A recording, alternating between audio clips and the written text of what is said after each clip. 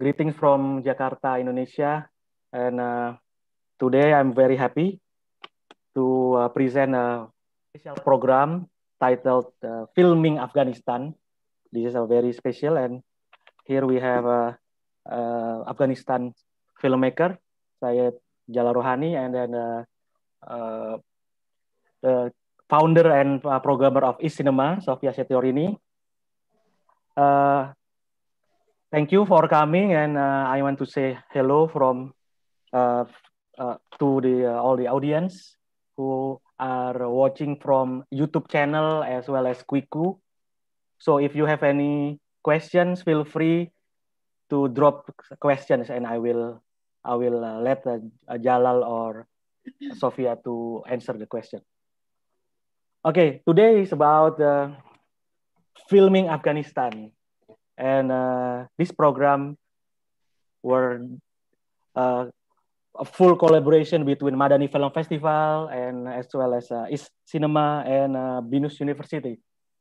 So basically, as a Madani Film Festival, we always encourage people to celebrate the diversity of Muslim culture. And last year we had focus on Tunisia, and few days ago we had discussed the Iranian film production and film industry, and today is time for Afghanistan. Okay, filming Afghanistan means it's not only capturing the country, but also how filmmakers from Afghanistan tell their stories from their own perspective.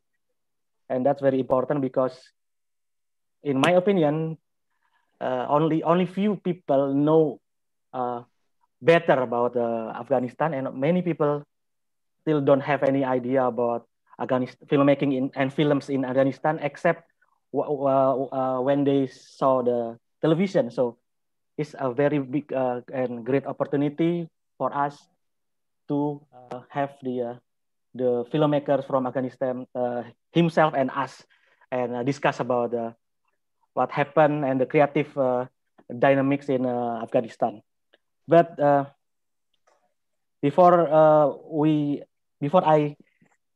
let the speakers to join, so let me thank on behalf of Madani Film Festival. Let me thank to all the partners of Madani Film Festivals, presented by Dewan Kesenian Jakarta or Jakarta Art Council, and then initiated by Mizan and Public Culture, supported by Kemendikbud, programming partner Kino Forum, DKJ, Cinema, Binus University, official digital platform Quiku.com, Click Film, and Fitsi. And of course, feel free to go to Madani website, Madani Film Festival.id. Please visit Instagram and Twitter at Madani Film Fest, and YouTube channel Madani Film Festival. And of course, we also thanks to media partner Koran Tempo, Tempo.co, Republika, Makro Klinikini, Alif.id, Ruang Obrol.id, Islami.co, NU Online, and Seputar Event. Okay, without further ado, let me introduce the first. Let's because this is the main character, Jalal Rohani. So usually we will save the best for last. So first, I'd like to invite Sofia Setyorini from Cinema. Hello, Sophie. Hello, Mas Ekky. Yeah. Is it my turn now? Okay. Is it my turn? Thank you. Okay. Yes, it's done. So I'm just wondering. So could you please, before we get to Jalal, the spotlight of the day, can you explain a bit more about Cinema and like how you met Jalal, and why did you choose Jalal and his films as the focus of one of the focuses of Madani Film Festival? Okay. Mas Ekky, thank you, and good evening, everyone. Thank you for joining us. Thank you, Madani Film Festival, for inviting e-cinema again this year to be part of Madani Film Festival 2020. We are so proud and so happy, and it is an honor for us. I just read a comment on YouTube. Jalal, Rohani, you are the best. Yeah, of course. Yeah, we are having 22 participants joining us today. But I'm going to speak in Bahasa about e-cinema because I want to stress this explanation for Indonesian people actually, but I will mix it with English too. So basically, e-cinema adalah apa ya? Saya merasa itu kayak bayi saya gitu. Jadi e-cinema itu lahir dari perjalanan saya sebetulnya. Jadi di tahun 2017 itu saya mendapat kesempatan menjadi tim seleksi sebuah film festival di Pakistan. That's how I met Jalal actually. In 2017 saya bertemu dengan Jalal di Pakistan. Itu awalnya. Jadi festival di Pakistan itu adalah festival Asia, tingkat Asia, di mana saat itu saya harus menonton hampir 1.000 film, jadi sekitar 900-an film gitu, yang saya tonton secara maraton gitu ya, jadi selama 3 bulan hampir tiap hari saya nontonin film.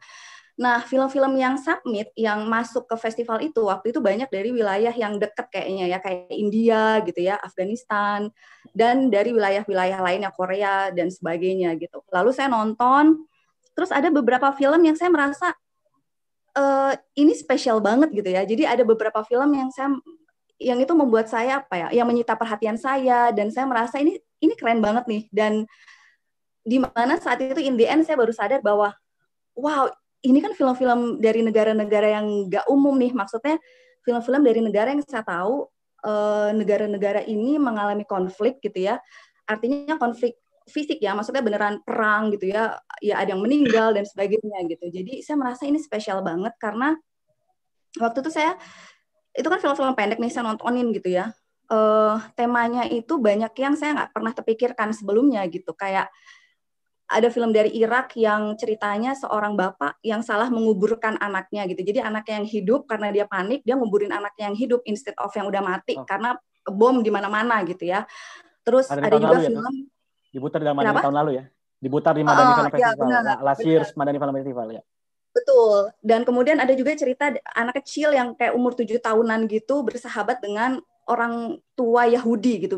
Mereka bersahabat dan itu terjadi di Irak. Itu kan hal-hal yang membuat saya dapat pengetahuan baru. Terus film-film yang dari Afghanistan juga mau nggak mau kan bercerita tentang Taliban karena memang seperti itu kondisi negaranya gitu kan. Dan film-filmnya rata-rata kan dari negara ini naratif ya, film-filmnya naratif tapi apa ya, naskahnya itu nggak lebay gitu, kita tuh nggak dibuat sok-sok sedih gitu kan, dengan penggunaan musik yang lebay misalnya atau apa kayak violin yang menyayat hati gitu, enggak gitu. Jadi saya merasa kok bisa ya film-film yang seberkualitas dari negara lain ini dihadirkan atau dibuat oleh filmmakers filmmakers yang tinggal di tempat-tempat yang bagi saya itu penuh tekanan atau bahkan mereka siap kehilangan nyawa gitu misalnya. Jadi saya semakin penasaran gitu dan saya ketemu Jalal Rohani, saya ketemu beberapa teman dari Afghanistan, akhirnya saya mencoba ngobrol dan akhirnya saya penasaran gitu. Sebenarnya kalau saya sendiri saya cukup penasaran itu dengan isu-isu Kurdistan karena bagi saya ini adalah bangsa yang sampai sekarang masih terus diburu gitu istilahnya. Bahkan bahasa Kurdis sendiri tidak boleh digunakan di beberapa negara tertentu gitu. Intinya sih seperti itu. Jadi saya merasa pulang dari Pakistan saya tuh kayak sering nggak bisa tidur. Saya merasa saya harus share ini ke teman-teman di Indonesia gitu. Karena bagi saya kalau kita bicara tentang film Asia dan kita selalu menyebut Korea, Jepang gitu. Lalu bagaimana dari film-film dari wilayah ini yang bagi saya memiliki film dengan kualitas yang sama dari wilayah-wilayah barat gitu ya atau dari wilayah mainstream lainnya, padahal saya tahu secara akses ke pengetahuan misalnya atau akses ke equipment, kalau film Korea itu keren banget ya iyalah mereka bisa kok beli equipment semahal apapun misalnya. Lalu bagaimana dengan Jalal yang misalnya seadanya dia bikin film gitu loh, atau teman-teman di Afghanistan atau Irak yang lainnya tuh bikin film seadanya gitu, tapi go internasional loh gitu, dan mereka tetap semangat bikin gitu, walaupun ya mungkin taruhannya nyawa ya gitu. Intinya sih seperti itu. Jadi dari situ Sinema lahir, pertama kali diadakan tahun 2018 di Kino Forum Jakarta, yang kemudian media merespon, teman-teman komunitas film di seluruh Indonesia merespon, dan mereka mengadakan Sinema di beberapa kota di Indonesia. Kita tanpa apa ya, nggak punya budget gitu ya, dan mereka support Sinema, ayo diadakan Mbak di Bali, Banjarmasin, Medan, Solo, dan beberapa wilayah lainnya, Jember gitu. Itu perjalanan Sinema gitu ya. Dan sekarang lagi azan Isya, diterusin aja ya. Iya, silakan. Wow, we are having 41 participants. Wow, oke. Dan sekarang tentang filming Afghanistan ya. Filming Afghanistan. Kenapa saya menghadirkan program ini di Madani Film Festival? Kenapa sih harus Afghanistan gitu? Jadi Afghanistan sampai saat ini menjadi salah satu wilayah di dunia yang menurut saya masih sangat bergejolak gitu ya. Kalau kita mau bandingin sama Irak misalnya, Irak itu ISIS sudah dipukul mundur. Jadi cenderung sudah berkurang gitu ya masalahnya, kecuali pemerintah yang masih amburadul gitu. Nah, kalau Afghanistan kan pemerintahnya amburadul gitu ya, tapi Taliban juga masih berkuasa. Dan kita juga bisa melihat bahwa pengungsi terbanyak di Indonesia sampai saat ini adalah orang-orang Afghanistan. Itu udah salah satu bukti bahwa masih nggak beres nih negara gitu. Pertama saya mulai dari situ dulu. Kalau saya sendiri kan kecenderungannya sebenarnya saya tertarik juga dengan isu Kurdistan. Tapi kan kalau di Madani kita memperlihatkannya Muslim Society. Kalau Kurdistan itu kan tidak semuanya orang Islam. Ada Yazidi gitu, penyembah api gitu. Jadi kenapa saya juga salah satunya kenapa ke filming Afghanistan gitu, karena ya itu tadi, selain masih bergejolak, saya melihat film-filmnya yang menarik adalah tidak semua film yang lahir dari Afghanistan ini bercerita kekerasan gitu. Di film-film Jalal, bahkan di The Lady with Purple Shoes itu menceritakan hal yang saya surprise banget bahwa itu bercerita tentang perempuan yang ingin melakukan hubungan seksual gitu. Jadi saya merasa ini sudah saatnya kita menengok film-film Afghanistan lebih jauh lagi dan menghadirkan Jalal di sini untuk kita berbicara lebih lanjut bagaimana sebenarnya tekanan-tekanan itu mempengaruhi filmmakers di sana gitu. Intinya sih seperti itu. Ini saya belum 15 menit ya. So now it's my time to speak in English because I want to tell you a story. I'm sorry, Jalal, you are asleep piano, so that's why I changed to English. No, I just that's fantastic. There's a noise, a voice calling for prayer. So before we go to Jalal, I need to tell you a story.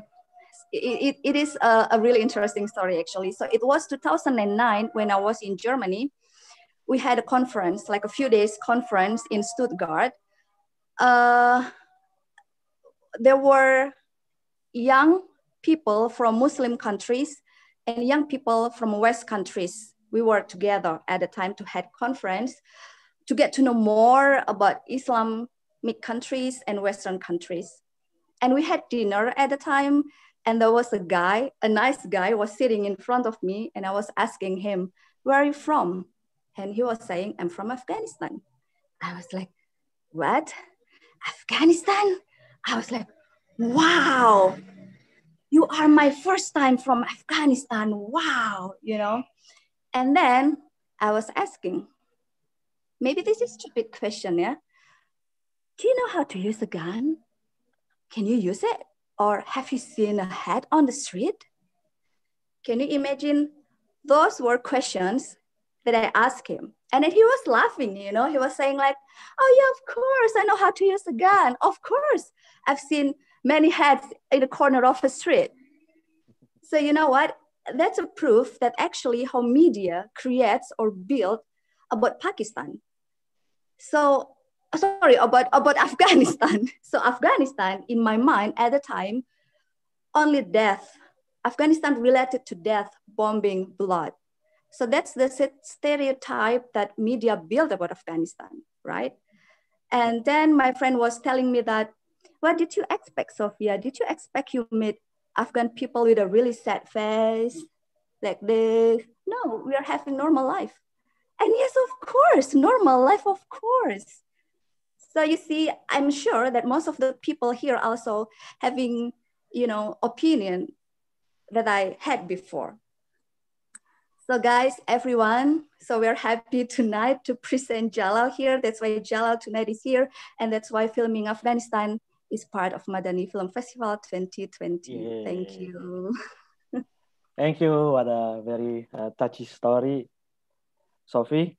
For those who hasn't known Sophie, I will read your short bibliography. Yeah. Sofia Setyorini worked at Indocs, Indonesian Documentaries, Jakarta in 2006, where she was responsible for documentary film screenings throughout Indonesia. In 2011, she left Indocs and went to Poland to work at an Asian film festival, the Five Flavors Film Festival. At the same time, she was a guest programmer at the Asian Hotshot Film Festival, Berlin, Germany. In 2013, she became a co-author of the Indonesian Woman Filmmakers book published by Radio Spectra Berlin. I was part of it as well. In 2009, she became the first female judge at the film festival in Iraq, the Najh Film Festival. She also Najh Film Festival. She also worked as coordinator for art house cinema at the Goethe House, Jakarta from 2012 to 2019. And Sofia has been involved in various film festivals inside and outside Indonesia. Currently, she is busy developing e-cinema, the one that he just told us, yeah. A film program that focuses on films from conflict areas and Eastern Indonesia.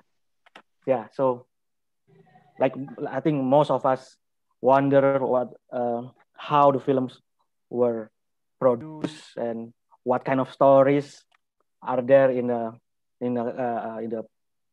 country like Afghanistan, right? So, for no further ado, let me introduce to Syed Jalal Rohani. Hello, Jalal. I will. Hello. Yeah. You are in Berlin right now, right? Yeah, I'm in Berlin right now. Yeah, currently I'm in Berlin. Yeah. Okay. Yeah. First, let me read about your biography. Syed Jalal Rohani, born 1989, is a film writer, producer, and director from Ghazni province, Afghanistan. He is a graduate of Kabul University, where he earned his BA in Fine Arts. Since 2016, he has worked in the Afghan Film Department of the Ministry of Information and Culture in Kabul. In April 2017, he participated in the Fajar International Film Festival held at Darul Funun, Tehran, Iran. As a freelancer, Jalal has worked with filmmakers inside and outside Afghanistan. He is an active participant in a filmmaking workshop conducted in Kabul University Fine Arts Department, as well as the British Council and Goethe Institute in Kabul. He has also managed the film club at the French Culture Institute in Kabul. Jalal Rohani currently works at the European Film Market in Berlin. Oh, that's why you are in Berlin now. Okay. And I heard that you are working on your first feature length film. The first of all, I want you to and thank you very much that I'm part of your film festival, Madani Film Festival and East Film Festivals. I appreciate it much. You have to have in the next years or the future have a lot of Afghan movies, not a part of me and many Afghan people. So yeah, since 1 year I came to Germany, and now still I'm working on my first feature films with the Masood, one of the Iranian film writer and filmmakers that I was produced at the Elfenberg in Afghanistan. We are together that writing this script. Yeah. Yeah. Okay. So far you produced like 6 short films, yeah? And 3 of them already screened in Madani Film Festival from 3 until 5 p.m. So for those who already watched the films, please feel free to make comments about the short films. Yeah. Yeah. Okay. Yeah. So Yeah, please. Do you have something to say? Yeah, when in Afghanistan, when you write the script or something, you will define as a producer because there is a not so investment about the cinema or the films that you are the short films you have to produce and write or direct. Okay. And probably first of all, could you please tell us a bit about, because I think most of us don't know about Afghanistan Film Festival, except from what I watched, three of your short films. So, could you please tell us about like what kind of industry or filmmaking in Afghanistan? I want to give you because in Indonesia, nobody's or no the peoples or the audience of film festival doesn't know about the country of Afghanistan or about the cinema. I want to tell you about the short, very short history of Afghan cinema. So the first Afghan film is made in 1949 in India. And it was 1949. Nobody's okay. Now in Afghanistan is a war, okay? But before we have everything, so that's why. And in India, after that, it's enters in Afghanistan. In Afghanistan, in the kingdom of Amanullah Khan. He is the kingdom of Afghanistan that he got achievement from the 1919. So. But after that, he was bringing some projector and made from the Europe countries, or no, from the outside to in Afghanistan. And in 1960, 1960, like it was the same years. And he was taken the projector of the cinema saloons, made it in the Pakman district in Kabul. So, and many people was going to for the watching cinema and theater, the show, everything. And after that, with the first president of Afghanistan, Dawood Khan, he was the first, and during this, the first president of Afghanistan, before Afghanistan was a kingdom. So, and Dawood Khan was the first president. And during the regime, so the Dawood Khan, so many saloon of cinema and movie, everything was as a good. And after that, it was becoming like entry war of Afghanistan. Entry wars of Afghanistan, everything, it was good, but it was like everything was as a for the proposing of the government. So you have to make a movie like this, but not it has some things like this thing. So. And after that, so in Afghanistan, after the entry war, it was good, but the films, everything, and some the regimes was it happened again as something's happening in Afghanistan region, so it's a little bit changed. And then during of the Taliban, I want to discuss it. It's a very black history of art of Afghanistan, a history of Afghanistan in the world, but everybody knows the Taliban or some things.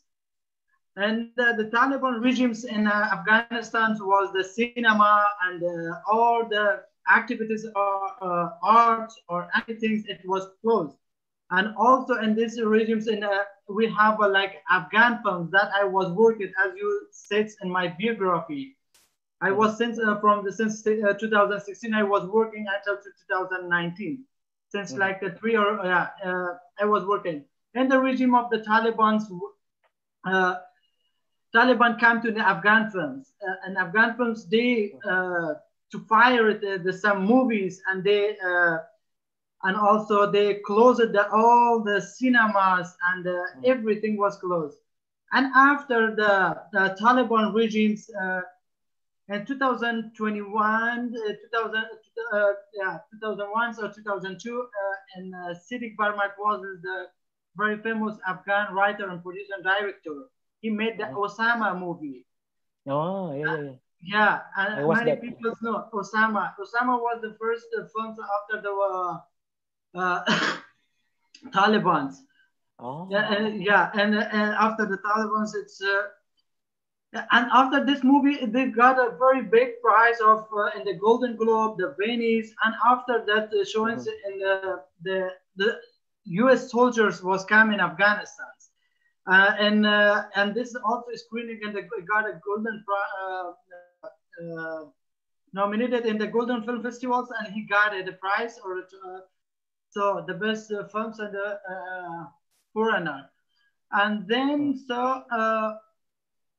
The George Bush was says that all soldiers you have to win it, all the soldiers, people, or the wars that going to Afghanistan to watch this movie. How we have passed the regime Taliban in Afghanistan, and step by step, the cinema it's got a better. Many filmmakers or many from outside or from inside they made a lot of movies.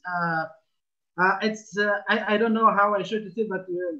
It's a lot of movie filmmakers got short films or future films, these things, yeah. If anybody have a question, I so much talk it. So yeah. Sophie, if you want to jump in with the discussion, please feel free, yeah. Yeah, sure. Okay. Is it? Yeah.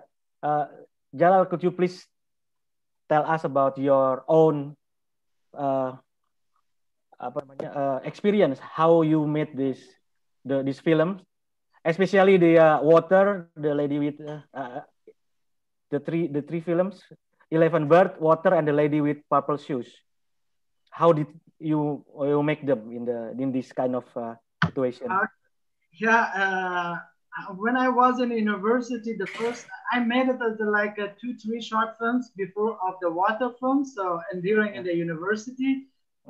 The water film, it was my graduations of university. That's the thesis. The thesis was it's the water films.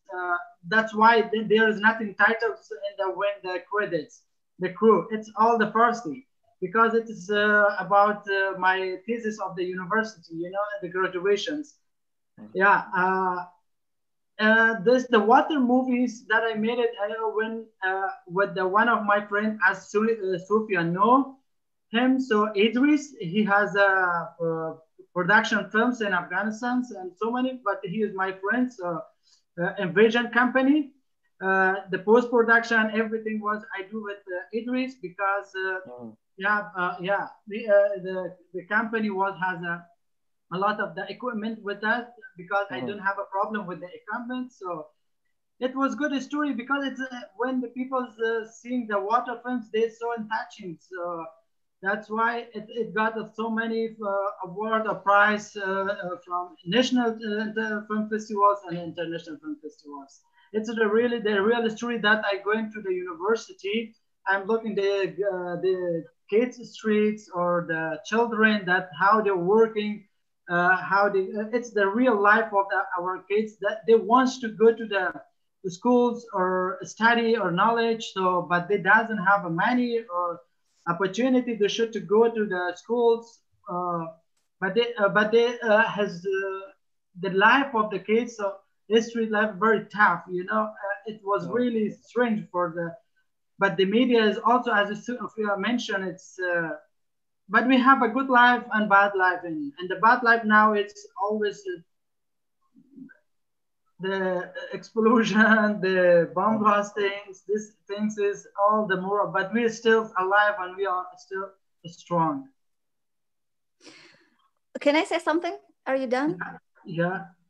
Yeah. So when the first time I met Jalal in 2017, and then we become friends or with some Afghan filmmakers, and almost every week I saw they mentioned that they are safe from this kind of explosion, blah, blah, blah, and then I asked, I don't remember if I asked you or Tamim or somebody else, like, so bombing in Afghanistan happen almost every week.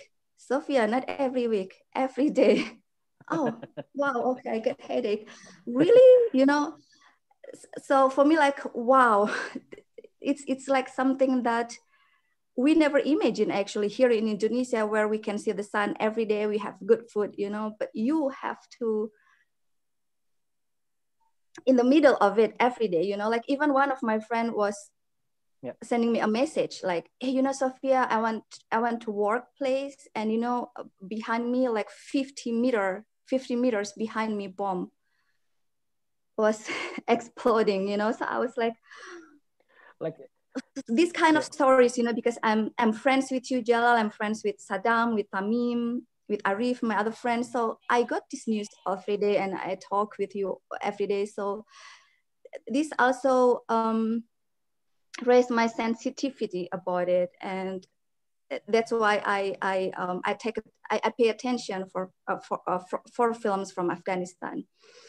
And my question for you is, actually, I'm also wondering and curious about your journey from the first time you made a movie, and then and the last movie that you make. I think you are now in the middle of making feature long documentary about the history of Afghanistan. I think it's really interesting. But what I want to know is the journey of you to be a filmmaker in Afghanistan, from the first film that you made until your latest film. I mean, is there a change in Afghanistan in terms of, I don't know, the rules or the situation, or it's actually the same thing?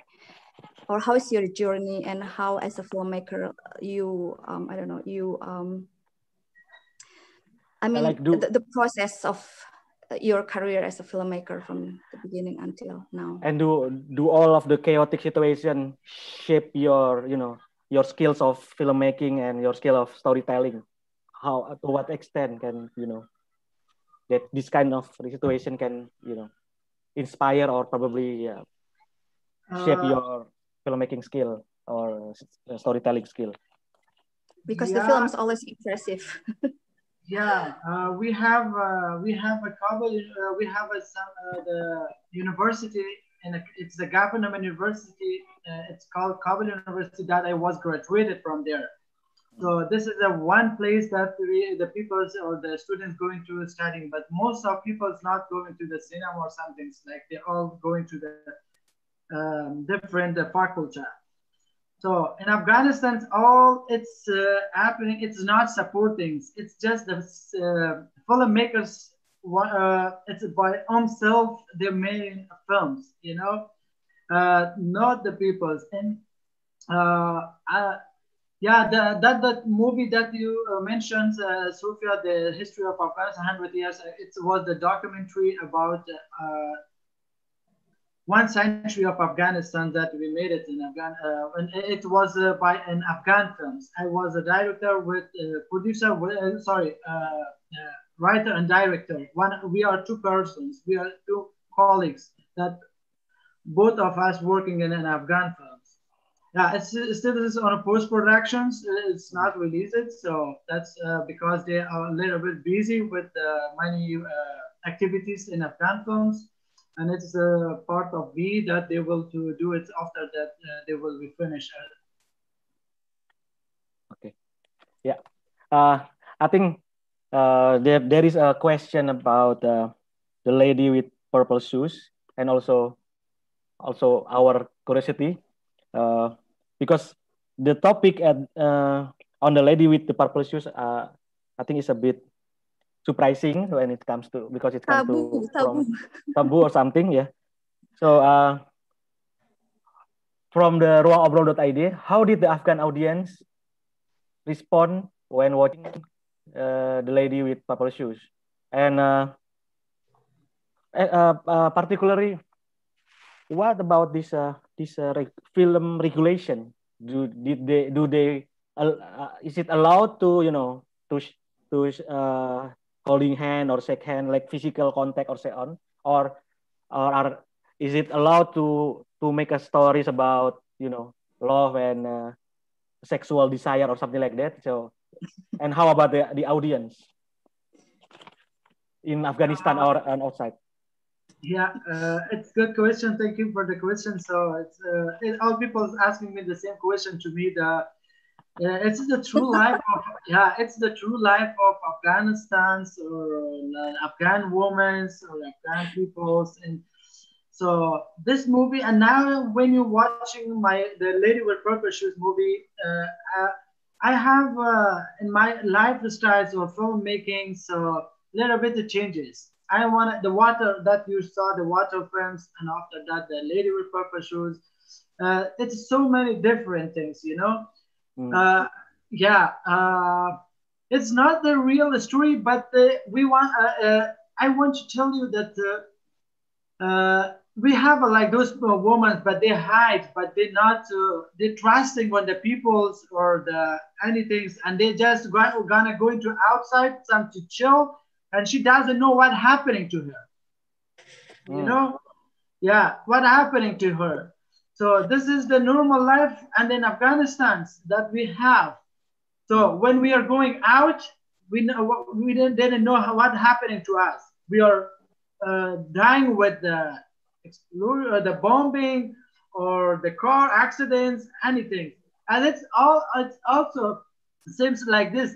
When she is going outside for the chillings or the party or anything, and she is going with the men, and after that they're doing a rape, and after that she is dying, and they doesn't know that she has a kid or something. If we should to kill this woman, and if they know that she has a kid, they not to be killing her. Yeah. And how was the reaction of the audience? Did you screen the film inside the Afghan or no? I just sent it. Yeah, I just sent it to the one of the film festivals, and oh, okay. yeah, here at International Women Film Festivals. So I just when it was 2019, end of the 2019. So it got like a 4 prize from 3 prize international film festivals, and 1 prize from the Herat International as a good sounds. So it just I showed the film the lady with purple shoes in Herat International Film Festivals. Just says no, but we have private screenings, but not the public or the cinemas. But the reaction is it's the people. Some people is like okay, it's good. Some people is not like it's not good. So when I made it the movie, I am just telling my history in the movie. You know, sometimes I'm not answering the people's because that's why. Because if I say anything, it's my the movie. You should to keep it on that, you know. Yeah. Yeah. Okay. Okay. So that leads me to the next question about the censorship, because in Indonesia we have, you know, we always deal with censorship, not only the state censorship but also the censorship from society. So could you please tell us a bit more about censorship, both from the state and from the society, the audience? What is it like? Sorry, I didn't hear you once again. Ekky, once more. Repeat it once again, please. Yeah. What about the censorship in Afghanistan? Either from the state censorship or censorship from the society. Is it a hard, you know, censorship? Like, is it, did they ban people, ban some films or protest from the society in general, not only for your film but in general? We doesn't have a censorship or to supporting something in the about the films or the arts in Afghanistan. You know, we have just one Ministry of Culture and Afghan department, and still, and now it's become as a making a movie or something. We have, but like Gotham suits or French cultures. This was just supporting as a like a shorts, not very big budget also for the investing or the films or something. No, but all the when you're watching the Afghan films from Afghanistan, it's all supported by himself, by him monies, but not there is like a you have a festival for the script, for the budget they should to give you, or the movies. But we in Afghanistan we doesn't have. Okay. So So Jalal, every time you make movie, you don't need to submit your script to the government, right? You don't need to do that. If we submit our script in the government, so, but this is not the money that you should to make you know, the films. It's not. It's a very. It's not a big project, you know. Okay. So if you make like just short film, then you can just do it, right? You don't need to deal with government. We doesn't have anything from the government now. It's like here, I think. Yeah, but it's not. Okay. Then the next question would be, you already mentioned a bit about Taliban, but I just want to more explanation about how big the effect of Taliban to the filmmaking and filmmakers in Afghan. They close, they closed all the cinemas from Afghanistan, and they to fire all the films negative or the movies from Afghan films. They fire into, so it was they doesn't have reactions. Just if they and we saw it on that the Taliban regime. So we every cinema, every art, and even we doesn't have a TV in our homes and our outsides. And also we didn't watch it as a films or the TV or radio or something. That was the radio and not the films. If they saw say they not let the people to listen the music, and if they find it, they beating them. You know. Yeah. Okay. Yeah. Okay. If you think about the Taliban or something, it's always I'm thinking it's a black, like a black screen. You know, there is nothing.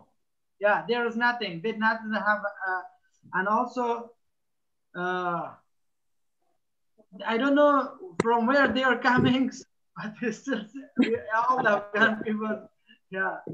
As a filmmakers, as an artist, I really not find it myself to, because I was very small since like in the regime of Taliban, I was very I was kids, you know. Something's happening to me because I'm going to the schools or university with the Gota and the beatings if you not learn it, the Islamic, these things. That's why I'm hating people. I think that we should not call humans for those people. Yeah. Did they also control filmmaking activities, such as like you are not allowed to make film or something like that, or like did you make the film like in silent, you know, like or because did they control filmmaking activities, the Taliban, like and now, no, and when you did your films, when you make your films, did they still? No.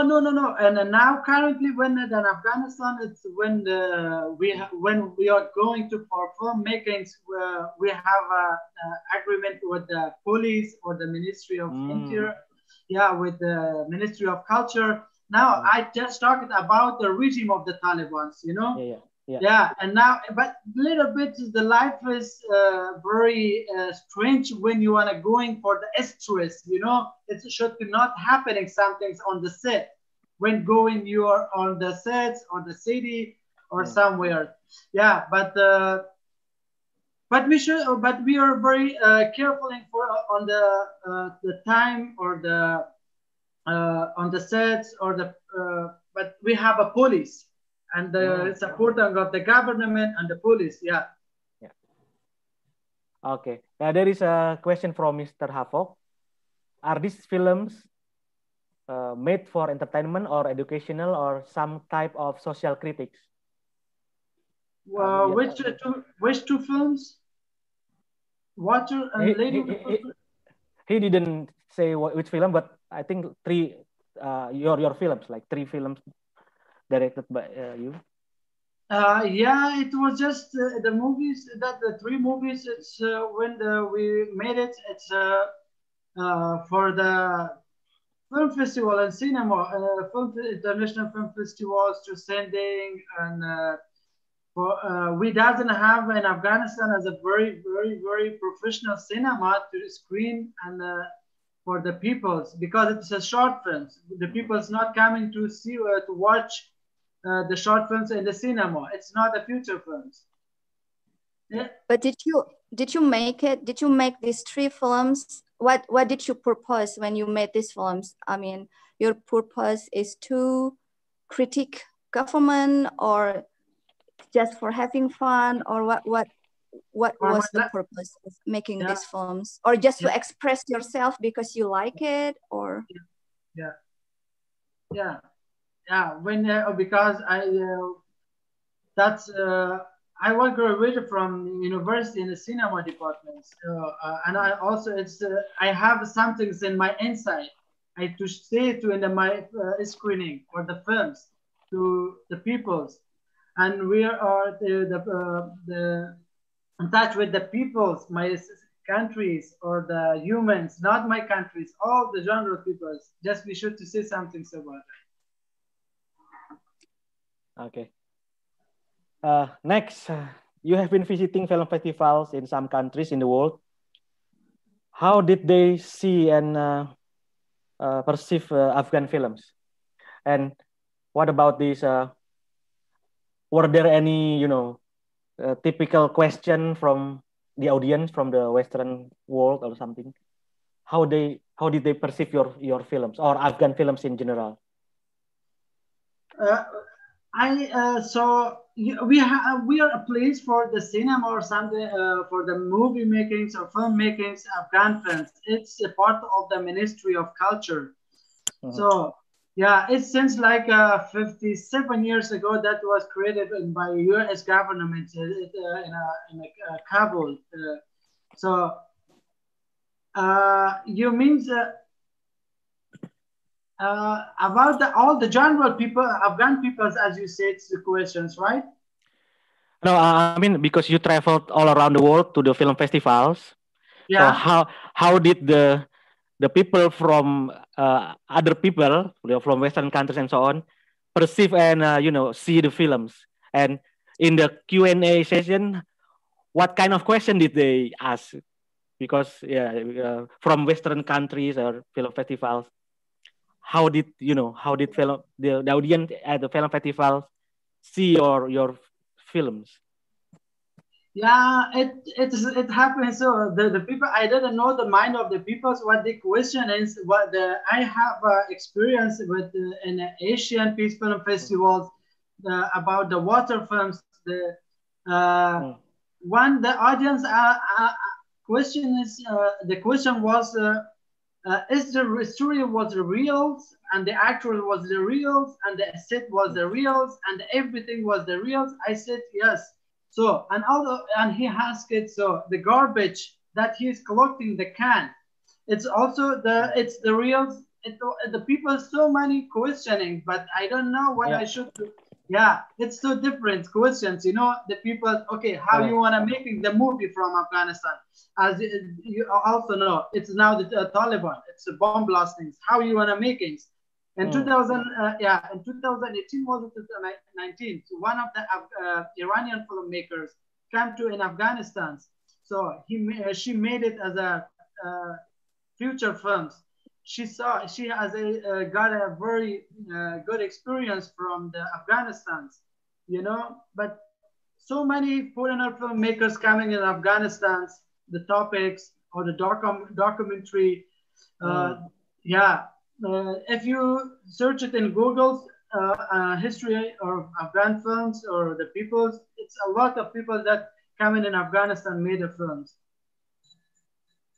Okay, thank you. Can I ask? Yeah. Please. But I think curiganya, how to say that curiganya in English? I suspect that people outside of Afghanistan, Jalal, like when you travel to China because you visited China for a film festival there, or to Pakistan or to other countries, I think I assume, or I think that people there are the same like me, you know. They think that I'm sure they question the same thing like me, you know. Is it safe there? What about bomb blasting, you know? So I believe they have the same opinion as I do about Afghanistan, you know. So because you also said that when people saw your film Water and they ask, is it true? Is that real? You know, it's also the same when I screened Water in Jakarta 2018. Some of the audience were asking if that's real. So so for me, it's still Afghanistan for people. It's still something that Unknown. Yeah, yeah, you know, it's still something like that it's so scary, you know what I mean. So I believe so. When you went to China, what did they think about your movie, or what did they question about your film, for example, you know? And but then I also want to ask about, because this is for me interesting, your film Elephant Bird. You were working together with an Iranian filmmaker, with Masood, and he made a film there. And our opening film in Madani Film Festival by Nafid, his name is Nafid, right? That's also film Afghanistan and Iran co-producing. So this is interesting for me, this phenomenon, and I don't know the relationship Afghan filmmakers and Iranian filmmakers. I get sense that they are good friends, Afghan filmmakers and Iranian filmmakers, maybe because you speak the same language, so it will be easier for you to cooperation. And Iran and Afghanistan, they're close, the country geographically, they're close, so it's easy to make a film together. So this phenomenon, how is it? Can you tell us? This phenomenon, the Iranian filmmaker and Afghan filmmakers, sometimes they work together in collaboration. Film. Oh my God, my father is calling me. Okay, Jalal. About the Masood and me, Masood and me was meet each other in the Fighter Film Festival. So yeah, he is also studying as a cinema in the South Asia. Your voice is low. Your voice.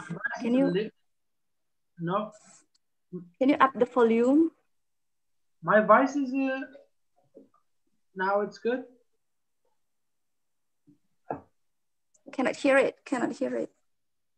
I can hear it, but not. It's better if you can. It's good. Turn it up. Yeah, I think it's okay. I think I don't know, but it's I have a mic connected in my laptop, but I don't know. I hope that should be work. I think it's okay now. Yeah, it's okay. Okay. I want to talk about the elephant bird. So Masood is also, as you know, that watch the movie. He's also Iranian filmmaker, and he was come in Afghanistan's. Also made as a short documentary about so many countries about economy or something, a documentary. But this, and he decided and he got it that okay, I want to make as a films in Afghanistan. The history of the elephant bird is as the writer is Khalid Navisa, and Masood was writer as a script, and when he came in Afghanistan, we decided, and we made. It's also the production of the Idris Vision, the Idris company, and also Afghan films. The Afghan films by to supporting the Afghanistan's vision and Afghan films. So Masood was very happy when he was made this films, and he got the Elephant Bird got so many prize from the national and international film festival. So between Sofia asked about the relations Iranian filmmakers and Afghan filmmakers. So maybe it's happening about the culture. Maybe it's about the same language. Yeah, maybe it's the same like a neighbor. I don't trust about the neighbor because we also neighbor of the Pakistan. So we doesn't have a good connection with about cinema art between Afghanistan or Pakistan. But Iran and Afghanistan, yeah, we have good connections about the language or about the culture. We're in 2001, 2002 in Afghanistan. So many Iranian filmmakers came in Afghanistan and made a movie with I don't know. I forgot the name of those filmmakers. Yeah. And after that, so an Iranian Afghan filmmakers working in Iran, as Sofia told me, Navid Mahmoudi, Jamshed, or Hassan Nouri, so many Afghan filmmakers are still working in Iran, and they made films in Iran. Not Iranians coming in Afghanistan making a movie in Afghanistan, but we have Afghan filmmakers that they are making films in Iran. Interesting. Yeah. I remember when Masood, this Iranian filmmaker, made a movie in Afghanistan, and sometimes I ask, "Are you okay there?" Because I was like, is he really okay? And then in the middle of the making of the film, I heard the bombing and I was, are you really okay? Yes, I'm okay. So Mas Ekky, I think we have a lot of questions on YouTube. Yeah. You can read them. Yeah. First, related to your last statement, yeah, from Archie Bro. I'm so curious about how you pass the filming progress in the middle of conflict between Taliban and government of Afghanistan. Is there a tip or trick? Let me see. For making film in dangerous zone, because I still assume most of Afghanistan provinces are still dangerous zone for making films. Is it true? I think answer these questions in my speech,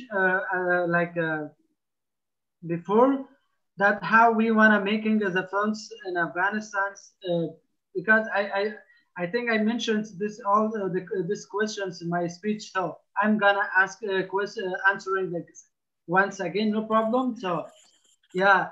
Sorry about it. No, it's okay. In Afghanistan, yeah, it's very tough. That when you are going to for the filmmakings, it's very hard. Exactly, everybody know, Afghan filmmakers know about these situations.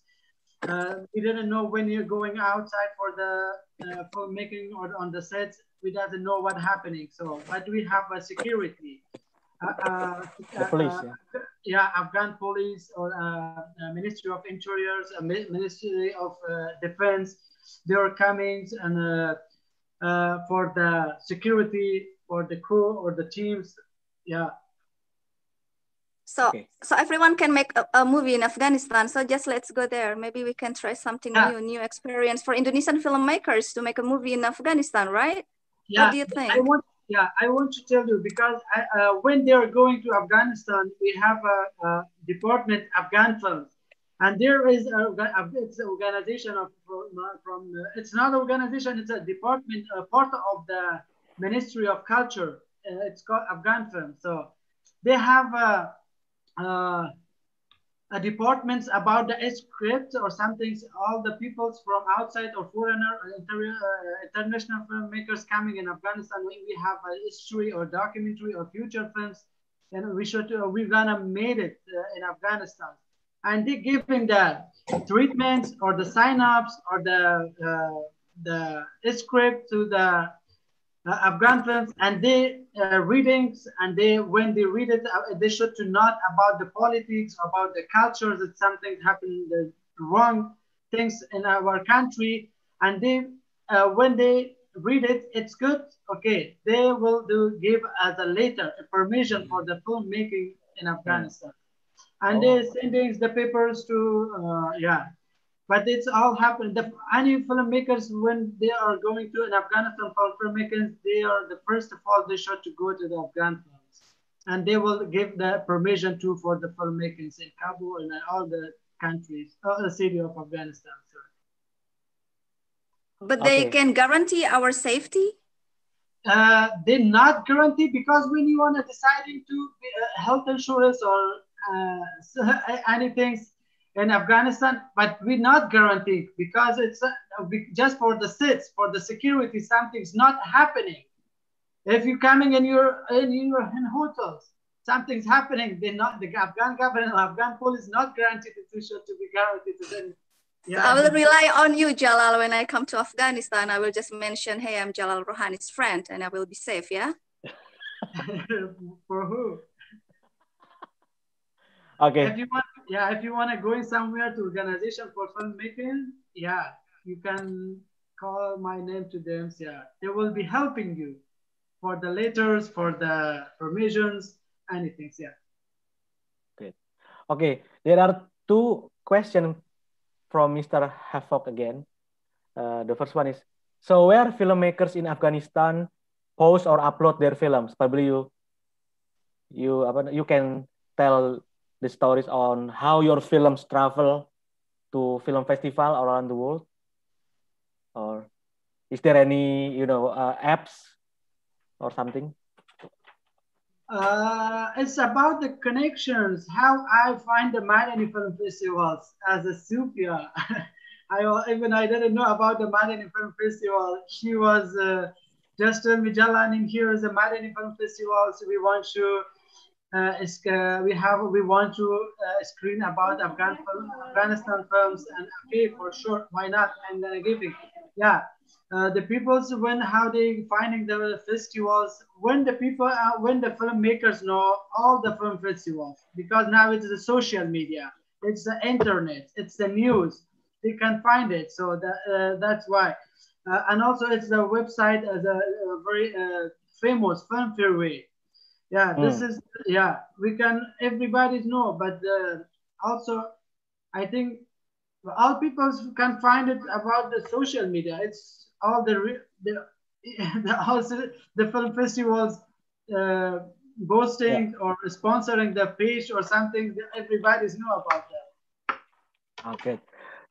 The second question will be, for your films, how do you choose your actors?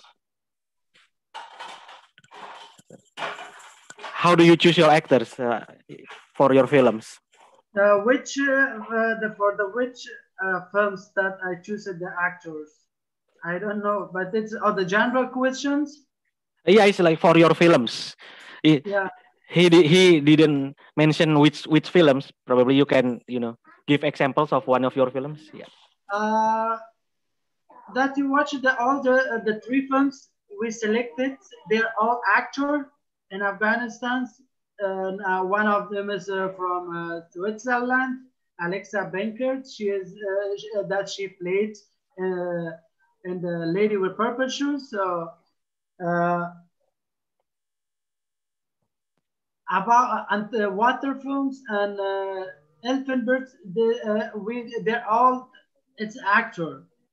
Yeah, we just called in and they for coming and we announce it. So in the Facebooks, and we just we have a script, and we and also one should tell you, because we have a database in our office or in our system, so that we are looking. So which age we needed the actors, we're calling the database, searching the names or the age, it's kind of happening. Yeah, this how we are choosing like this. Okay, thank you, Jalal. There is another comment. Praise from Vision Production, Masud and Jalal Rohani. You guys are the best filmmakers I ever seen. Wow. Nice. That's from our friends, from Idris. Oh, from Idris. Oh, great. Idris is he's the owner of a production house there. Young guy. Oh, yeah. Yeah, I think both of you already mentioned about Idris, yeah, before one of the film process. Yeah, one of the production company. Yeah. There's some question. Yeah, but maybe Sofia, could you please help me to? Actually, your voice, guys, are really low, so I cannot really hear it. I think it's a problem of you because you doesn't have a headphone. Yeah, my phone. Yeah. Sorry, I was just saying that there are still some questions on YouTube. Yeah. Could you please read the question because Yeah, sure. I haven't opened the YouTube. Yeah. And probably one of the committees can post the question from Kwiku. Yeah, thank you. Okay, but this is just a comment like, I see, thank you. I respect for the filmmaker spirit and effort for making movie in Afghanistan. Salute. And also another comments, that's a hard challenge, guys. And also, okay, I think it's enough. There is like something comments on Persian language with this Arabic letter, so I cannot read it. It's the same like English. Still, I cannot. Can I have question? Let me check. Let me check. But Jalal, well, with the lady with purple shoes, I'm still a little bit curious about the making. So you involve an actress. The main actor is a girl, and she is. I'm not sure if she's from Afghanistan because from her name, I think she's not from Afghanistan, right? And this film is. I think this film was funded by Institut Français. How to call it? Yeah. So is that because you fund by Institut Français? I mean, did this film is kind of I don't know, like did they select your film, or this is kind of competition of a script and then they select your film? Because I mean, in terms of the topic is pretty different. While most of filmmakers from Afghanistan, they make a movie about violent or Taliban or something about it, and you make a movie about this thing, something that is really rare to be in the movie, is that because the movie funded by, let's say, Western funding, which is iffy in your case, and you also use an actress that is not Afghan actress. She's from, I don't know, is she from France, the actress? No, she's from Switzerland. Switzerland. Yeah, Switzerland. Okay.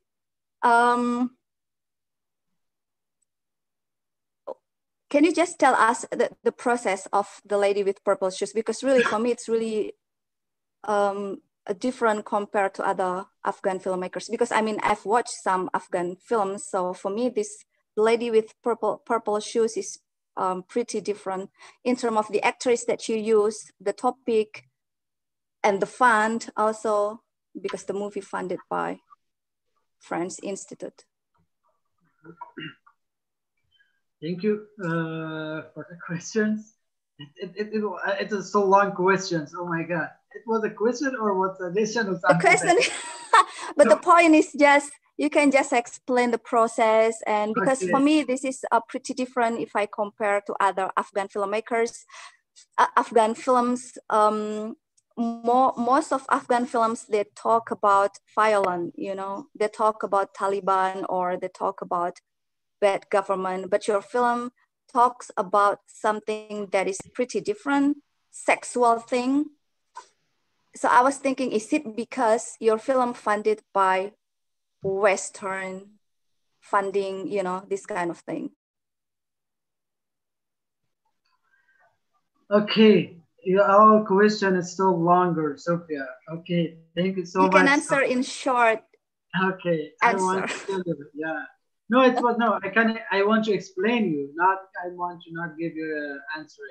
So this, I want to tell you about the history that from where that it's come to my mind, and the writer is not me, and we are two persons writers, Nima Latifi and me. So we are both Afghans. So, about the founding, so I that I mentioned to my bio. I was since like from 2001 so 2012 that I was working with the AFA, Institute for Study Afghanistan. It's a culture, the institute about the culture or the organizations. This is the history. Where are you going, Sofia?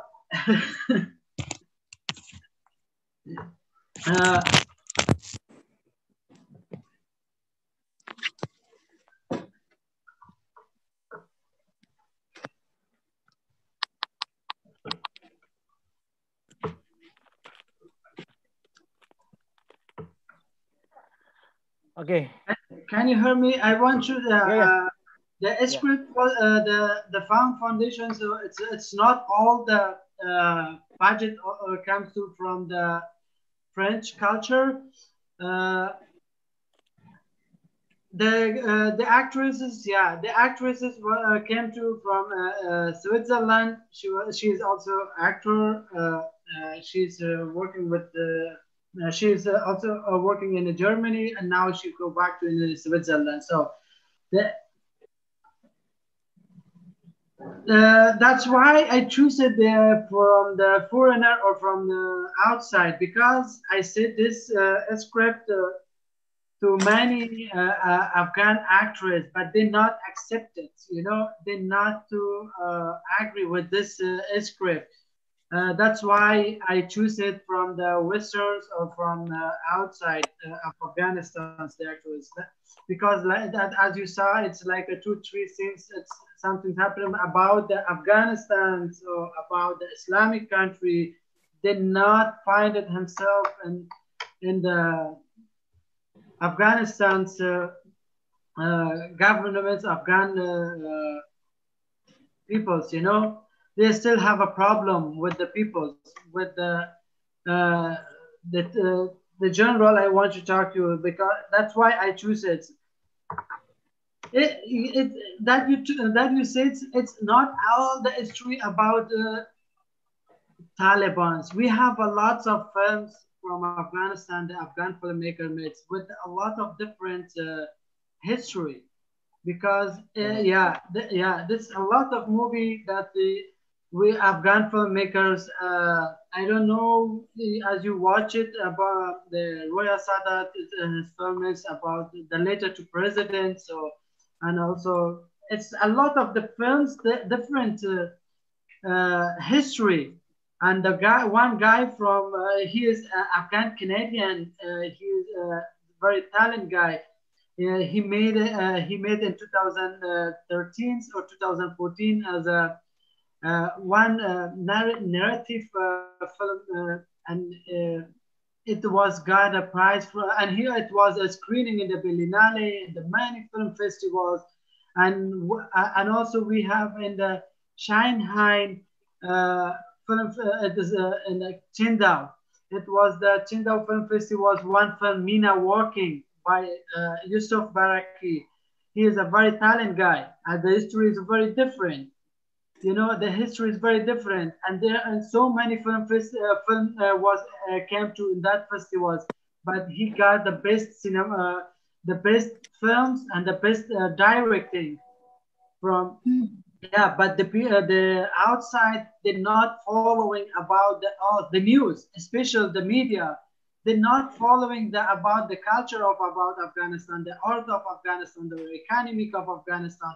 They just want to show you the black, the people, the black dark of our country, you know, because of the benefits.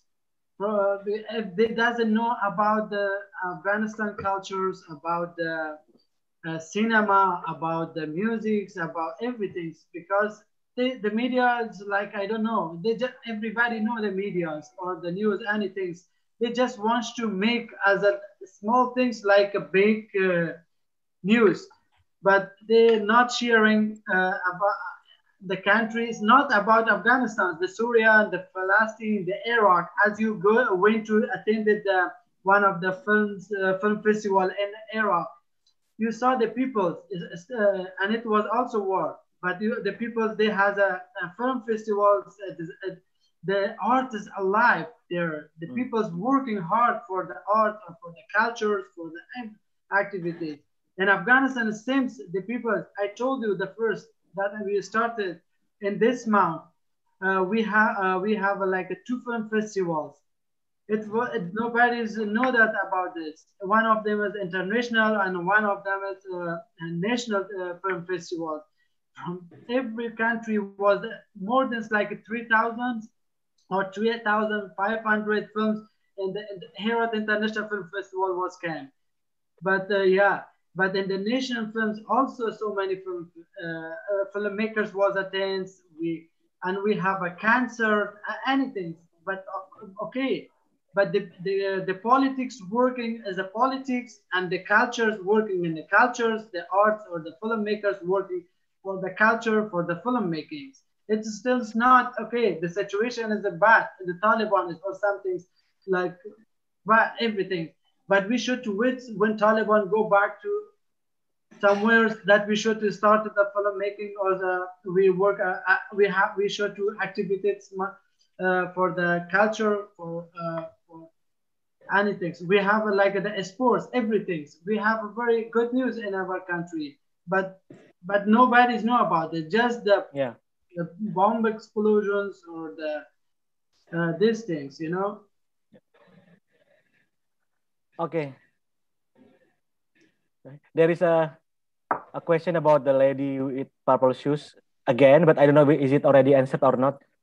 I think it's already answered. I have watched the lady with from 9. I have watched the lady with purple shoes, and it's impressed me a lot the way the story told, the filmmaking, the issue. Was it inspired from a true story? And that kind of issue, is it common in Afghanistan? I think. Already answered. Already? I think it's already. But it's okay. Yeah. I think it's already, yeah. But is it from this, was it from true story? Yeah. Sorry, Ekky? Yeah, the lady with the purple shoes or other films, was it inspired from true stories or based on true stories? For example, the water or the elephant bird. Because I'm my favorite one is the elephant bird. But yeah, it's I think it's very ironic, but in a way it's like I don't know, it's a dark, but I still enjoy it because they like pretend to die and everything. Yeah, it's a comedy drama, right? It's a short comedy drama, yeah. As I told you, because the writer of this Elephant Bird is Afghan writer, the history, the general history, the script, the directing, the Masood. And Masood was also so many researched. Then he started for the making this, and the water and the lady were pursued. Yeah, some things is not real, and you just it's not a documentary, it's when we gonna make it as a fiction films, you just experience in your own life, and then you're gonna deciding what you're gonna should to make or write as a films, as a script. Then you should to go to for the making of a movie. The water films is the true of the history of our kids, our children in the streets, and the lady with purple shoes is the true of the woman, how they living in Afghanistan with many different, different of the how they live in Afghanistan and different things, and how they should do, yeah. Yeah. Okay. The next question will be about elephant bird, but I think it's going to be spoiler if you answer it. What happened to the elephant bird at the end of the film? I think you don't have to answer it. It's like I think it's like the open ending, right? It's like your own interpretation, and it's like spoilers about the end of the. He ran away. He ran away. Yeah, it.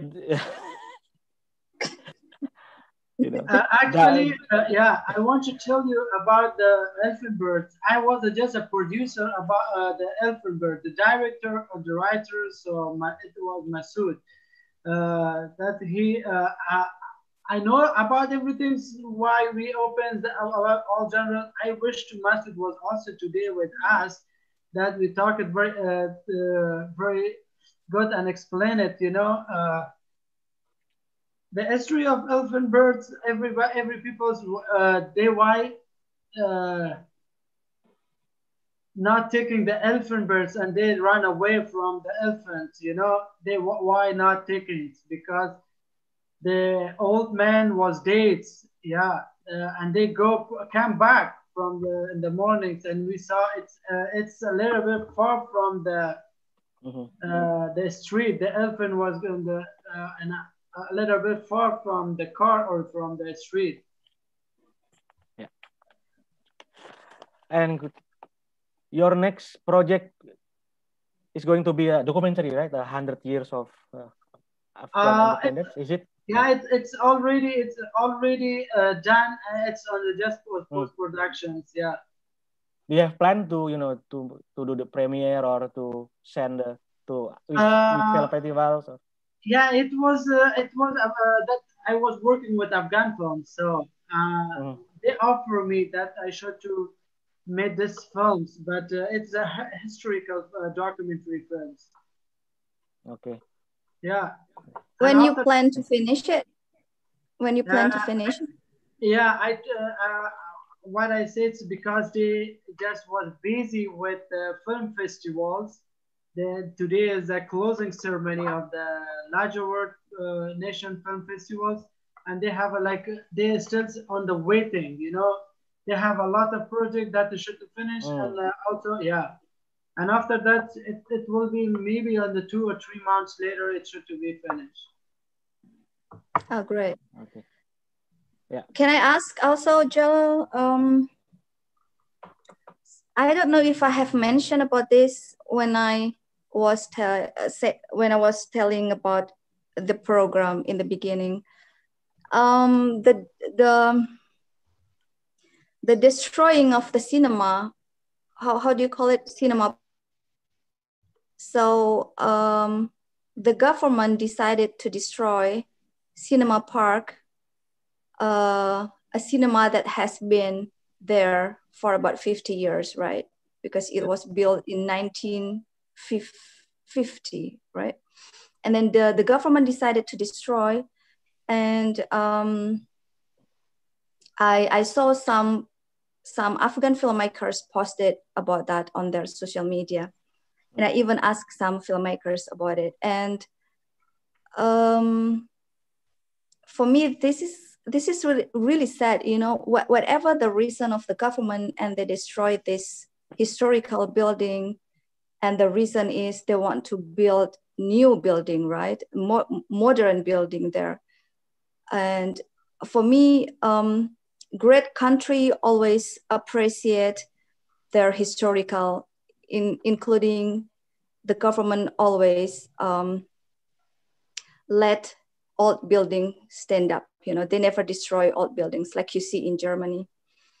So how actually people react? I mean, I don't need to ask how you feel about it, but is this only the sadness for filmmakers, or also for the people, the artists and everything? And what is that means? I mean, the government become dictator, or how actually the government support filmmakers? Because this is what I see, they destroy the cinema, and how actually the government support? What do they do to support films in Afghanistan? Because we know that films actually is one of the, we could say it's one of the tools, to spread out your culture and everything. I mean, films could speak internationally to bring good thing about Afghanistan actually. And how actually government support filmmakers or film in Afghanistan? Long question again. I'm sorry, Jalal. I always make you repeat my question. It's okay. I also one of the peoples or one of the love of the cinema. I try, I share so many things in the social media. It should to not be destroyed by the government.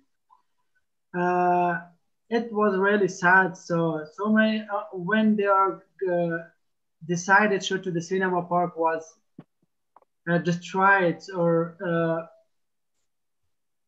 during under destroying so many Afghan filmmakers was standing. Please don't do this. Please do not destroy this. This is our history of our life, history of about cinema, history about president of.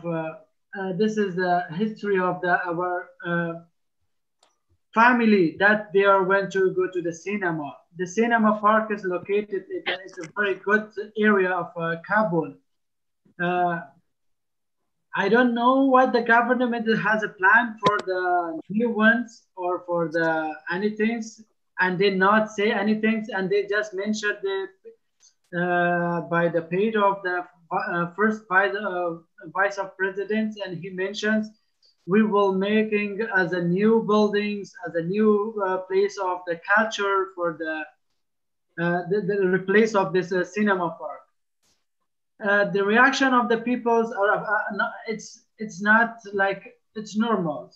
The reaction of the artists as a cinema filmmakers or as a painter, as a musicians, they all try to not to be destroyed, but the government powers was more that they decided to be destroyed. You know. I don't have anything. My feeling was, Sofia, as you said, and when they destroyed, I was very sad about this. I was good, and during the film festivals, we screening a lot of films in the cinema park, or there's a many film. It's not many film festivals. It's separate film festivals. Cinema in the Kabul and the Human Rights International Film Festivals. I was working with them.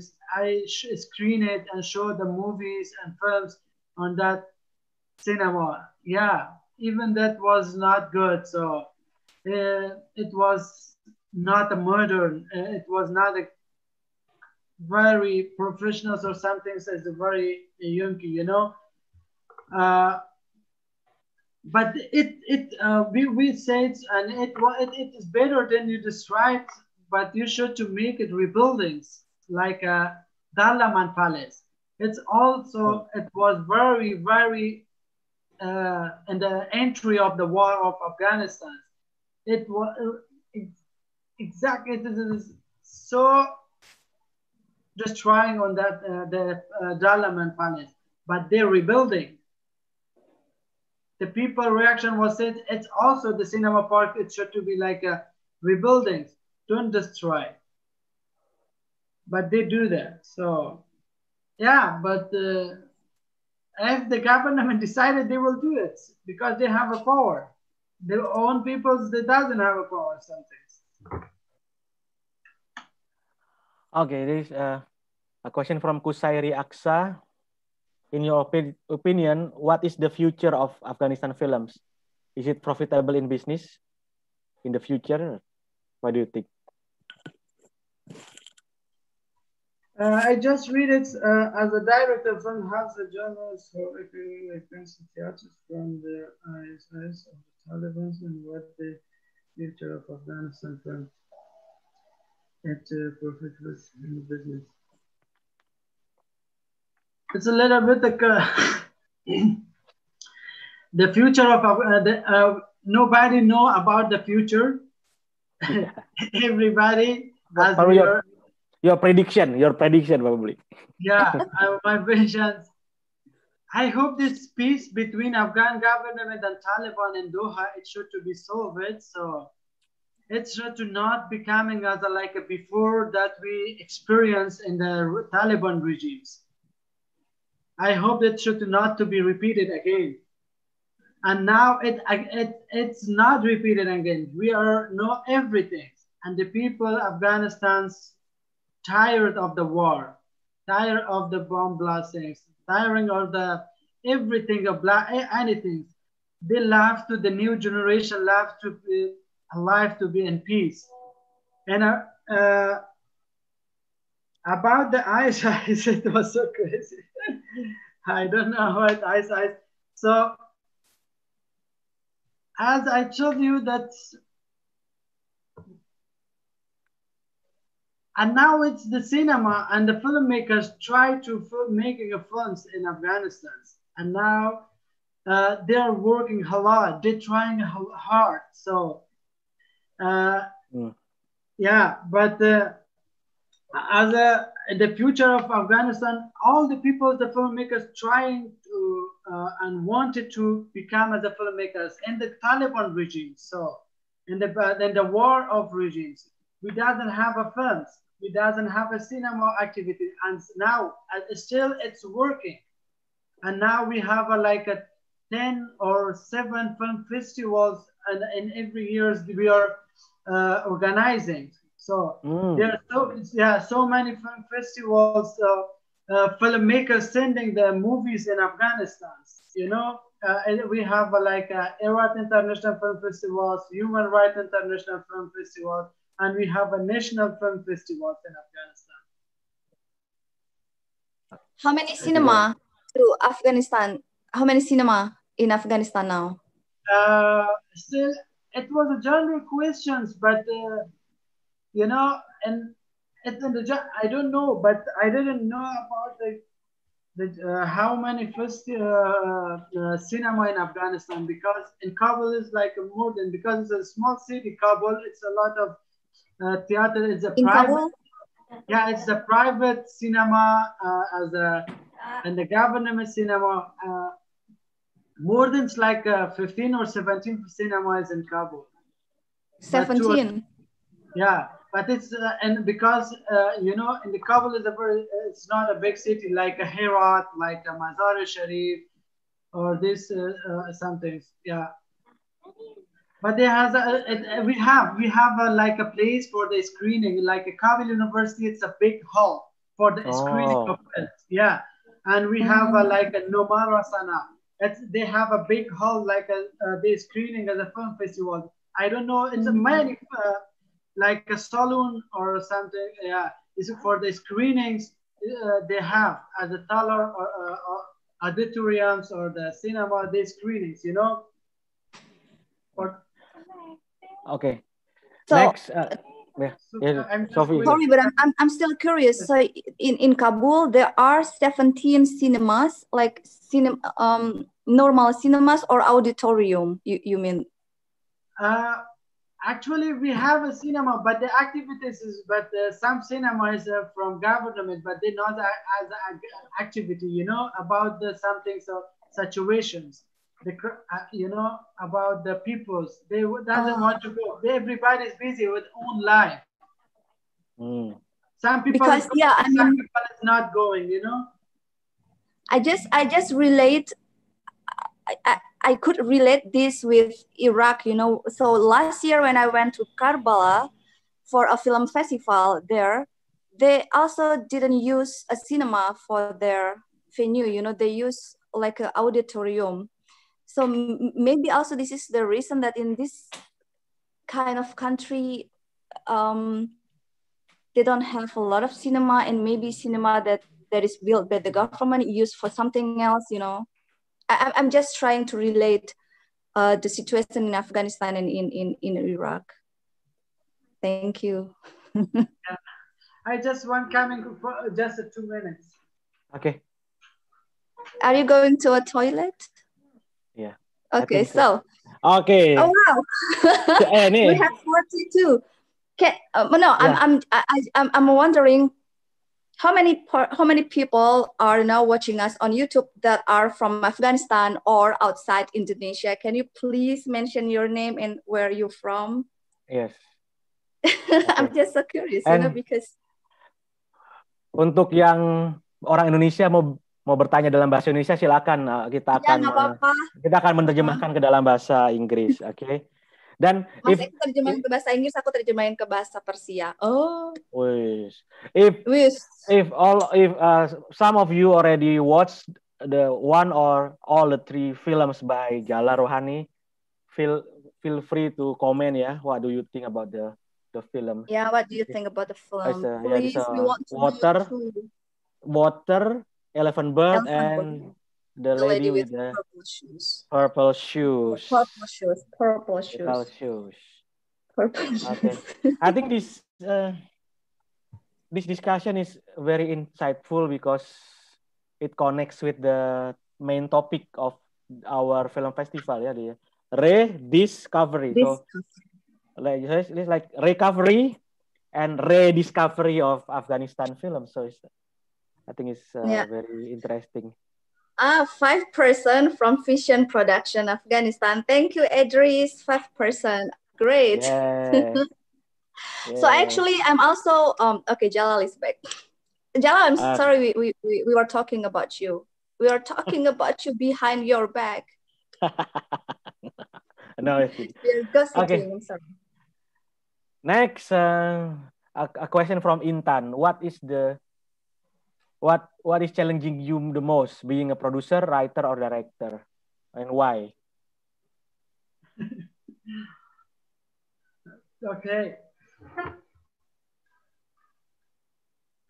In our university, we just in general about we studied in general we studied as a script writing, directing, cinematography, everything about everything. Yeah.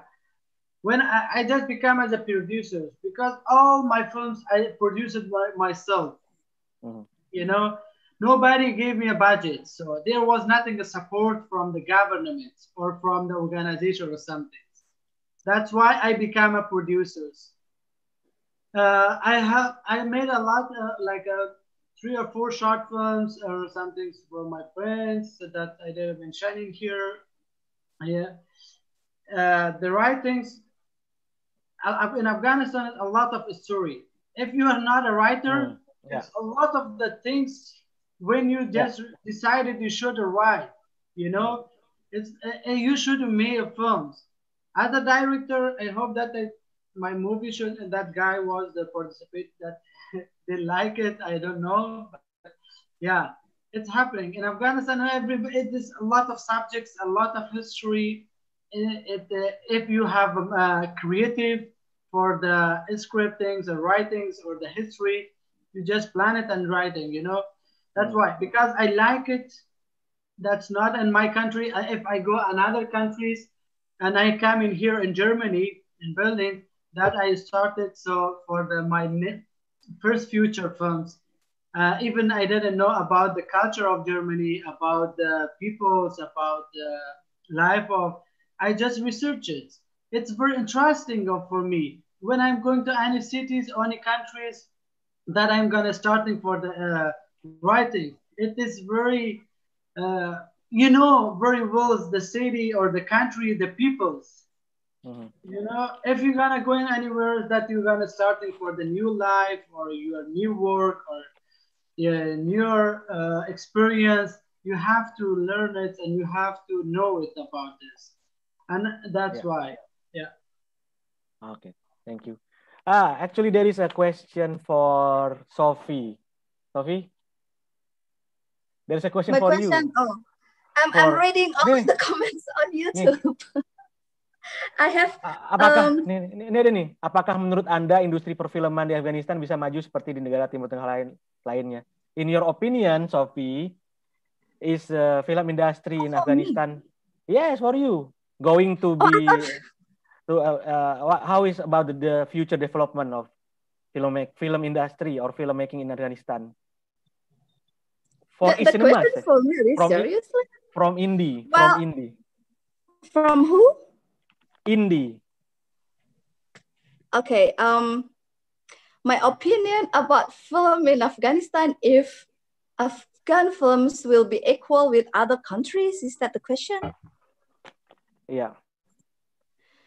Yeah, in general, what is okay. the future? What is the future for your The future. because you already know about the filmmaking in the area, in the region, right? In Yeah. Pakistan, India, Iraq, and so on. Yeah. So what is Well, yeah. I think in terms of safety, of course, it's risky for filmmakers in Afghanistan to make a movie, right? But in terms of quality, as I have watched some of the films, I am pretty optimistic. But the problem is how productive the filmmakers to make films in Afghanistan. Then that's a question, because well, some friends that I met, some Afghan filmmakers that I met, like Saddam Wahidi, now he's not living in Afghanistan anymore. He's living in the US. Tamim, I think he's traveling. Jalal, no, you're living in Germany. My first friend from Afghanistan that I met in 2009, now he's living in Norway. So, I mean, most of friends from Afghan that used to live in Afghanistan, now they moved out. Of course, for some reason, and this is normal if they want to get a better life. So then my question is, if the country the situation is still like this for, I don't know, 10 years later, 20 years later, I don't know if filmmakers can survive this situation, but if you talk about the quality of the films and a topic that you can make a film in Afghanistan, I mean, I'm pretty optimistic with that. But then it's a big question for the director, for the, how to say in English, sumber daya manusia, the resources, human resources, yeah. Human resources. So that's the question, actually.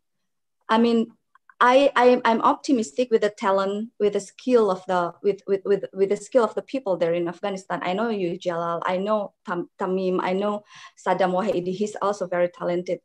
But this is about the situation there. How can how government support you, the filmmakers? So at least filmmakers can take a breath. Like, okay, at least government support us. Then that's kind of like a oasis maybe for the filmmakers. But if the government don't support, the Taliban keep doing that bad things. So I don't know. But in terms of the quality, I'm very optimistic. But if it becomes equal with other, I think even now the quality of the film is equal. If you watch other filmmakers, but it's just about the productivity, I think. Okay.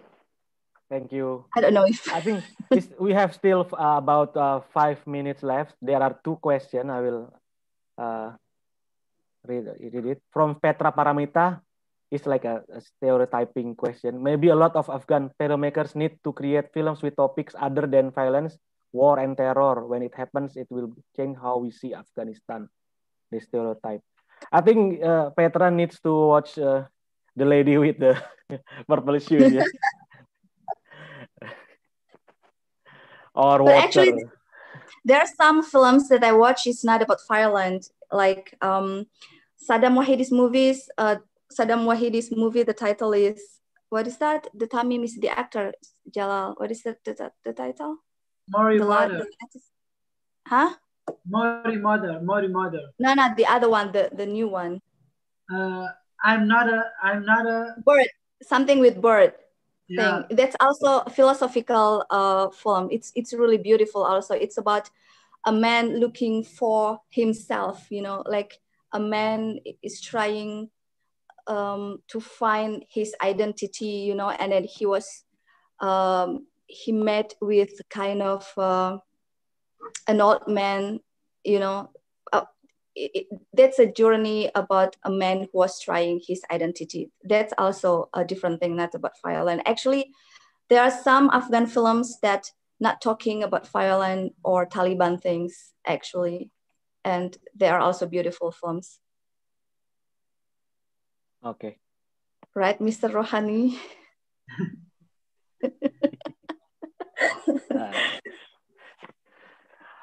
Jalal, I'm wondering about your other 3 films actually about the topics or the genre. But yeah, I hope I can watch your other films next time. I can't wait actually for the documentary. Oh the yeah, feature documentary. one. Yeah, And because that's about Afghanistan, the history of Afghanistan. And actually, there is a statement that like probably from one Fajar that he watched documentary about cinema in Afghanistan. Do you know the title of the documentary? It's about the 100th century of Afghanistan. The title. Okay. What? Yeah, I mean there is a statement from one of the audience that he already watched a documentary about the cinema in Afghanistan. Yeah. There is I saw like 2 or 3 documentary films about the Afghanistan cinema. But the name of the guy I forgot it, and he made it the Buskashi Boys, and the film was nominated also in the Venice or film festivals like this, because he's I think he's Canadian or American. I don't know the name of the guy.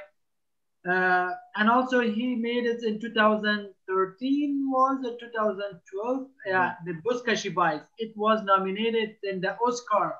It's like a short film. Yeah, it was nominated in Oscar also, but it doesn't got a prize. Okay, but being nominated, I think was an achievement, yeah. Yeah, being nominated, yeah. Okay. Yeah, I think. But Mas Ekky, just one thing. Again, I'm optimistic with Afghan films, because if we compare with films from that area, like is Afghan in South Asian, like Pakistan, for example. Pakistan also the neighbor of Afghanistan. If we compare with Pakistan, I mean the quality is, because Pakistan is more like Indian movies, it's more soap opera, the way the filmmakers make the movie. But Afghan films, I don't know. I mean, Afghan films, I think is also we can put hope on Afghan films. I think sometimes I could feel that Afghan films, the way the films they tell the story, it's similar with Iranian films. I mean, Jalal, I know you will not agree, but I mean in terms of quality, you can against me. I mean, you can say if you don't agree, but I mean, if we know how in Pakistan they don't produce many films. They like to watch Indian movies, but they don't produce a lot of movies, right? But Afghan films, I think, I mean, the quality is similar with Iranian films. You can say no if you don't agree. Yeah, you said the quality. I think so. You just watch it 3 films: Elephant Birds, Lady with Purple Shoes, and Water films. These 3 films. I think so. If somebody's watching these 3 films, they're thinking it's like a different director. Each film of they are different director. But see, the Elephant Birds, or like I think you watch many Iranian films, and you never didn't watch Afghan films. If, as you mentioned, and as I mentioned also, if we have a support from the government or from some organizations that every country has organizations or the supporters for the cinema, the Afghan films also becoming as a good in the world, and also I don't know about the quality you called. So we have in Afghanistan so many productions, like not very professionals. Like we have just 2 or 3 production films. Royal Film House, she is working a lot hard, and she is preparing a film festival, organizing film festivals, and making a drama TV or these things. Uh, it's just we all came out, the Afghan filmmakers, the generations, because about the very tough of situation in Kabul, in all the Afghanistans. The people's tired. The tired of what? The tired of the war. The tired of they doesn't know how the people's living there. What happening for the tomorrow? We was in the theater show in the Institute France in 2013. The suicide bomber was an explosion himself in the inside of the theater. How we gonna show to going for the films or for the theater or for the culture or for the makers? We doesn't imagine so. And the inside, the people all watching the theater show. If something's happening, you know, that's why. And also, I don't know how I should tell Sofia, if they gave a opportunity, if in our country, if this is in Afghanistan, no, never it happening as explosions or attacking or bomb or something, all the Afghan peoples going back for the countries, making the films or making a new life or something, you know. But this is not good. As you know, the news, everything. Everybody's coming out. Our government says our country is safe, but why they lying sometimes? Sometimes they always lying. It's not. It's safe. They are safe in the huge palace. They are safe with the huge security. The inside, they have everything. They have strong weapons, the weapons, everything they have. But they just relax in the palace, and the palace governments and the owns this is. But the poor peoples, the normal peoples, they doesn't have a finding of foods or something in the country, you know. That's so crazy. But we're not losing ourselves. We're not losing our hope from Germany, from the US, from the Europe, from everywhere. That we're gonna showing our insights, our activities, our hopes. So and also we are one of the very talented girl, Sharbanu Sadat. She is a very talented girl. Yeah, she's making the movies. I think you know that. Know her, and still she's working, and now she's working in the Europe, making a in Europe. The history of Afghanistan, the topic about Afghanistan, that she is coming in outside and in Europe or somewhere in other countries, just she is making, and she not stop it as a job, her job.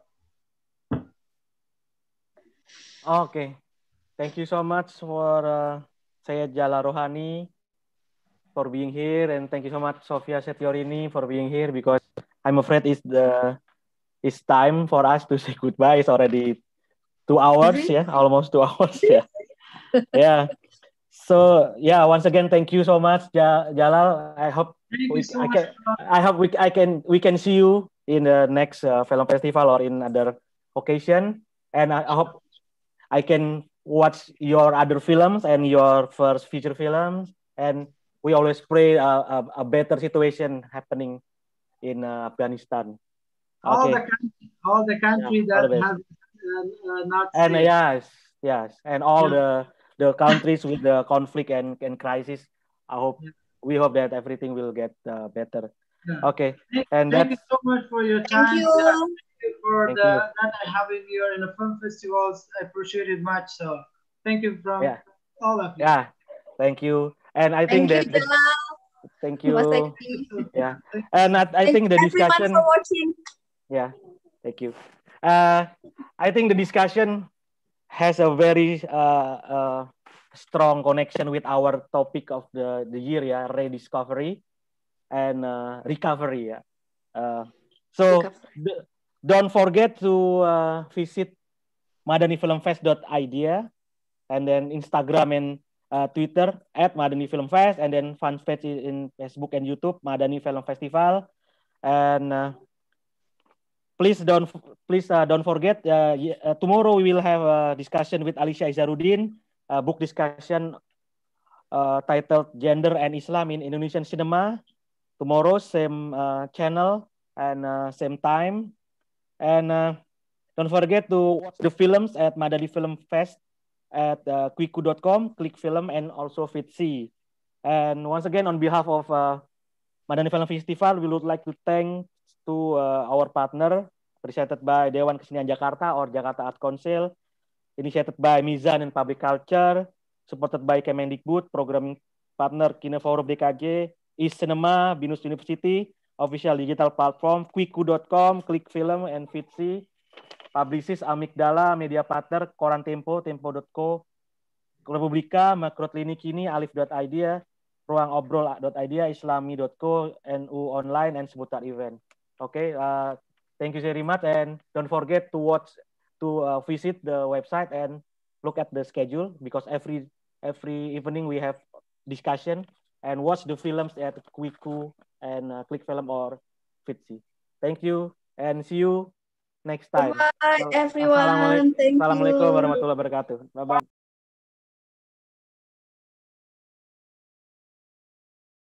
Wish you have all the best. Thank you for the audience that watching from the YouTube. Wish you have all the best, and very big hug to Indonesians, friends, and yeah. Thank you. Bye-bye. Bye-bye.